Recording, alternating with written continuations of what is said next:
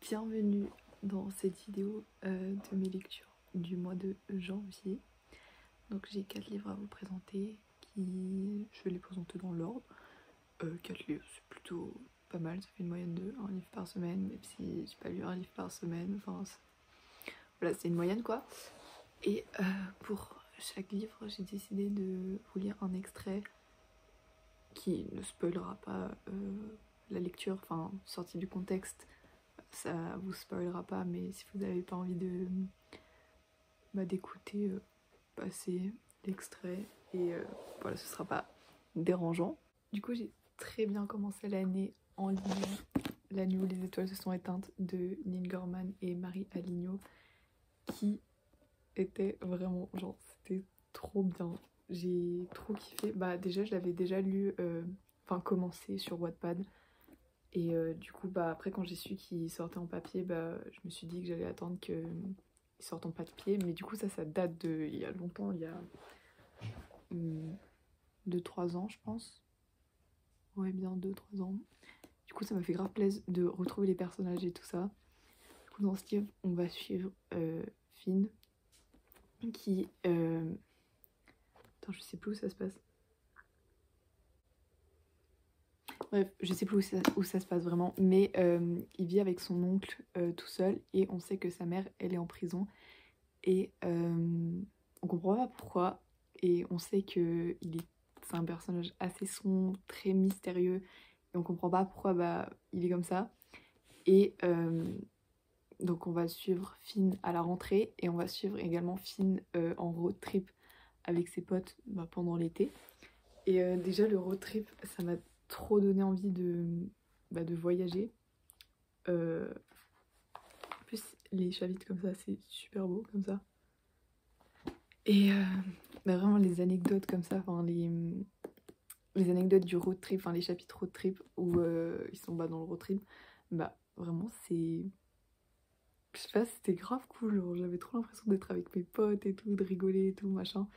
Et voilà, après j'ai mis 4 étoiles sur 5, parce que ce que je reproche un peu à ce livre, c'est que justement on sait à la fin ce qui est arrivé à Finn, et je sais pas, on en parle pendant un chapitre, et après bon il dit un peu en mode ouais, enfin je suis pas apte à en parler trop et tout quand il l'avoue, et ce que je comprends, mais puisque c'est une blessure très profonde chez lui, je sais pas, j'aurais voulu que ce soit plus développé que vraiment juste qu'il raconte ce qui s'est passé, même si c'est déjà hyper grand pas de raconter ce qui se passait. Enfin, j'aurais voulu un peu plus, que ça soit un peu plus sombre, parce que quand on retrouve Finn et tout qui est pas bien, je sais pas, je voulais que ce soit plus, qu'ils exploitent plus ça un peu. Enfin, je sais pas si c'est clair ce que je dis ou pas, mais c'est juste ça que j'ai pas trop kiffé. Mais sinon j'ai beaucoup aimé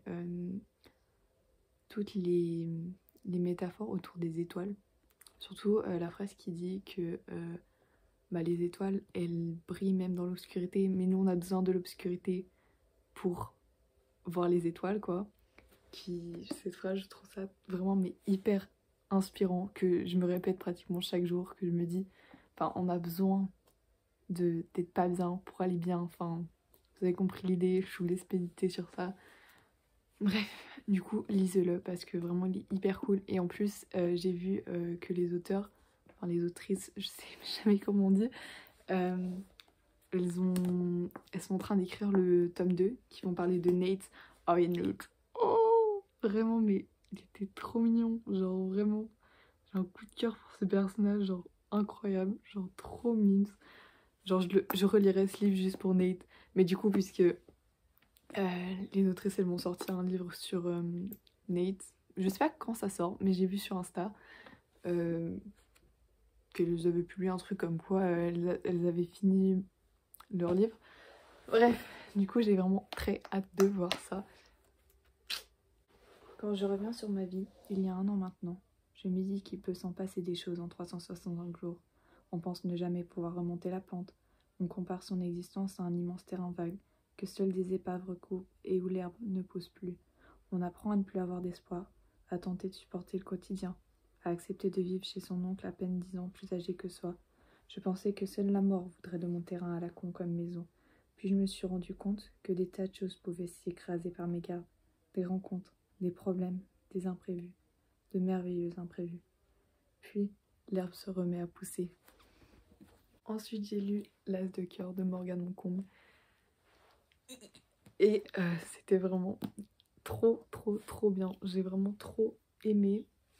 Bon, après, avec du recul, etc., j'ai quand même réussi à trouver des défauts à ce livre, mais j'ai quand même mis 5 étoiles sur 5 parce que avant c'était ultra addictif, genre je pouvais plus le lâcher. Surtout, il y a un moment, je crois que c'est genre j'ai retenu le numéro de la page où à partir de ce moment précis, je ne pouvais pas lâcher le livre. C'est genre à la page 147. Je sais pas pourquoi j'ai retenu ce nombre, enfin ce chiffre, mais genre, what? Genre ceux qui l'ont lu, je pense, ils comprennent de quoi je peux parler. Mais enfin vraiment, après ça, je ne pouvais plus le lâcher. Et j'étais vraiment mais trop à fond dans la lecture. Et ça m'a fait du bien de lire un livre comme ça, genre hyper addictif. Bah après, La nuit où les étoiles se sont éteintes, j'avais trop kiffé et j'avais peur justement de... Enfin, quand, vous savez, quand on a lu un livre qu'on a beaucoup apprécié, bah, on a peur de se replonger dans un livre où il sera beaucoup moins intéressant ou de prendre longtemps à le finir, etc.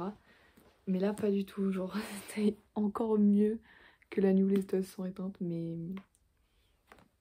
vraiment, lisez-le. J'ai pas envie de faire un résumé trop précis parce que, enfin, moi, les livres, je trouve ça mieux de foncer sans savoir le résumé. Mais je peux vous dire les thèmes un peu principaux. Ça parle de vengeance, ça parle de trahison, ça parle d'alliance, ça parle de secrets, il y a beaucoup de secrets, etc. Et j'ai beaucoup aimé. Après, j'ai vu des gens qui ont reproché à ce livre le plot twist qui était un peu... Enfin, qui venait de nulle part, enfin que les révélations elles venaient de nulle part, etc. Et avec du recul, je me suis rendu compte que c'était vrai qu'il y avait des trucs, des retournements de situation qui arrivaient comme ça, genre paf, et qu'il n'y avait pas d'indice au préalable. Mais puisque moi, c'est pas forcément mon habitude de lire des romans à suspense, bah, ça m'a pas du tout dérangé. Du coup, je pense que si vous avez l'habitude de lire, je sais pas, du Stephen King ou ce genre de truc où il y a masse suspense ou des polars, etc., vous lisez ça en pensant que c'est un roman à suspense et tout ça, bah clairement vous allez être déçus, mais je trouve que c'est quand même ultra bien abordé. Et puis l'écriture de Morgane Moncombe, quoi, enfin, pépite, quoi. J'ai hâte de lire. Justement, elle aussi, elle est en train de lire. Elle est en train d'écrire le spin-off de L'As de cœur, justement, qui sera sur Thomas. Thomas? Ouais, je crois qu'il s'appelle Thomas. Je sais plus. Et bref, du coup, j'ai hâte de le lire aussi. Mais je crois qu'il sort en septembre, justement. Du coup, c'est dans hyper longtemps. Mais voilà. Et suivez Morgane Moncombe sur Insta parce que vraiment, son compte Insta, genre, j'aime trop la suivre dans son écriture. Enfin, je me sens hyper proche d'elle. Enfin, vraiment, trop cool. J'y réfléchis sérieusement, les yeux plongés dans son regard sublime. C'est comme une révélation. Je me rends compte de toutes les années que j'ai perdues, à penser à Tito et aux moyens de le détruire. Quand j'aurais pu utiliser ce temps à m'occuper de moi et à construire quelque chose qui me rendait heureux. Finalement, c'est moi seule que j'ai rendu misérable. Ensuite, j'ai lu 1000 baisers pour un garçon de Tilly Cole. Et c'était hyper mignon, déchirant, touchant, beau. C'était c'était intense en tout cas comme émotion que j'ai ressentie. J'étais vraiment à fond dedans. Je crois que je l'ai lu en une journée. Et c'est vraiment le livre à lire genre un après-midi au coin du feu quand il fait froid, sous sa couette, genre vraiment parce que j'ai pas envie de faire un résumé précis parce qu'il est quand même assez court.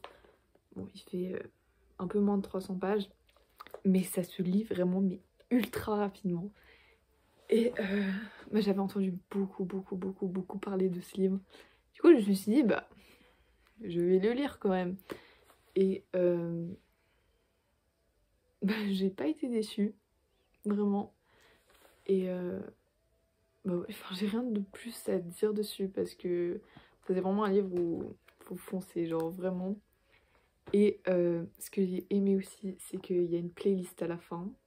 Et cette playlist, elle correspondait de ouf au personnage, je trouve. Surtout, en plus, il y avait du One Direction. Du coup, moi, j'étais aux anges. Vraiment, j'étais trop dedans, vraiment. Lisez-le. J'aime la vie, Rune. J'ai toujours aimé la vie. Je suis la fille qui se lève tôt pour voir le soleil se lever.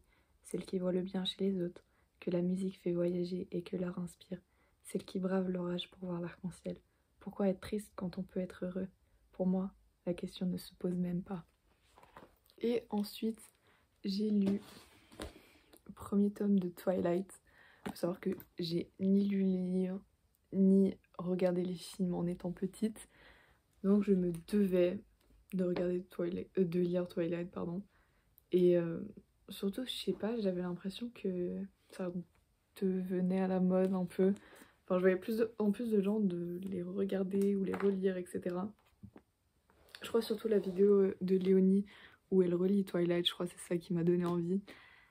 Et j'ai été un peu déçue, voire beaucoup déçue. C'est pas français, mais... Pas non plus de ouf non plus, mais... Je sais pas, je m'attendais vraiment à tout, sauf ça. Après, je sais pas comment ils sont les films, bah je les ai pas encore regardés du coup. Mais en tout cas, bah, ce tome-là, j'ai trouvé très lent. En tout cas, le début... Enfin, je pense un chapitre, ça décrit une journée où... Enfin, j'ai trouvé ça assez bizarre où... Enfin, elle commence à dire ce qu'elle prépare à manger, puis son père, il arrive et puis il est là. Ça sent bon, elle est là. Merci. Enfin, moi, ça m'intéresse pas de savoir ce que tu fais à manger. Enfin, je sais pas. Après, c'est le premier tome, donc voilà. Dans le tome 2, que je suis en train de lire actuellement, il y a beaucoup moins ça. Mais du coup, ça me dérange moins dans ma lecture. Mais je sais pas, j'ai été très lente à le lire. Mais à la fois, au début, j'étais hyper addict, mais en fait, il se passe rien. Et la relation entre Edward et Bella, c'est tellement toxique, genre, je peux pas. Genre, lui, il est là, ouais, faut pas s'approcher de moi et tout ça. Et le lendemain, il vient vers elle et il fait, tu viens à Seattle avec moi? Mais non, mais tu fuis. Elle est là, oui. Puis, genre, lui, il est là, genre en mode, ouais, j'ai envie de te mordre le cou, j'ai envie de boire ton sang et tout. Elle est là, ça me dérange pas, mais fuis, meuf, dans la vraie vie, tu fuis. Enfin, bref, ça m'a... Voilà, et genre, je me dis, si les gens, ils prennent comme inspiration ça, genre, tu m'étonnes que les gens, ils savent pas aimer, genre, c'est quoi ça? Bref, du coup, je crois que je lui ai donné 3 étoiles sur 5. Mais j'ai quand même apprécié parce qu'au début, j'étais quand même très addict. Enfin, je sais pas pourquoi, mais c'est quand même assez addictif. C'est un peu comme After, dans le sens où tu sais que c'est très problématique, mais c'est quand même addictif. Du coup, bah, tu continues à lire. Je sais pas si vous voyez un peu ce que je veux dire. J'admets volontiers ne pas être une spécialiste des relations amoureuses, enchaînai-je, quand je compris qu'il n'avait pas l'intention de me répondre. Mais il me paraît logique qu'un homme et une femme soient à égalité. L'un d'eux ne peut passer son temps à se porter au secours de l'autre. D'une façon ou d'une autre, chacun est là pour sauver l'autre.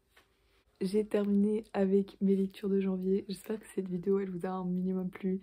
N'hésitez pas à me dire dans les commentaires ce que je peux améliorer, etc. Parce que je suis au courant que c'est pas parfait comme première vidéo.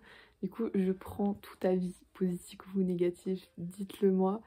Je veux m'améliorer et prenez soin de vous. Et à la prochaine!